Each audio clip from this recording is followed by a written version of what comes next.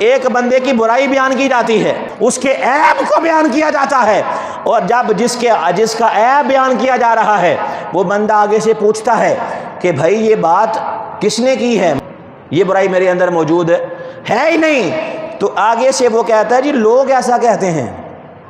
کیا کہتا ہے آگے سے؟ لوگ ایسا کہتے ہیں، میں تو آپ کے بارے میں بڑا جناب مطمئن ہوں، لیکن میں نہیں کہہ رہا، لوگ آپ کے بارے میں یہ بات کرتے ہیں۔ یہ بات سنی آپ لوگوں نے بھی۔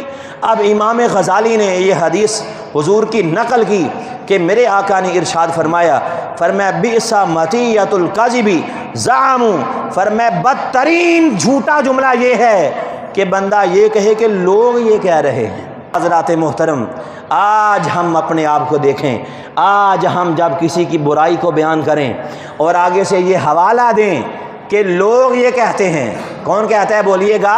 لوگ یہ کہتے ہیں، تو اس کے اندر بھی یہی بات ہے، جب آپ نے لوگوں کے کہنے پر کسی بندے کی برائی کو بیان کر دیا ہے تب بھی گناہ گار ہیں، اور اگر وہ برائی اس کے اندر موجود ہی نہیں تھی، آپ نے لوگوں کے کہنے پر بیان کر دی ہے تب بھی گناہ گار ہیں۔ اسلام یہ کہتا ہے جب لوگوں سے کسی کے بارے میں کوئی افواہ سنو، کوئی خبر سنو، اس کو آگے تم نے شیئر نہیں کرنا ہے، تم نے آگے سے اس کی تصدیق کرنی ہے۔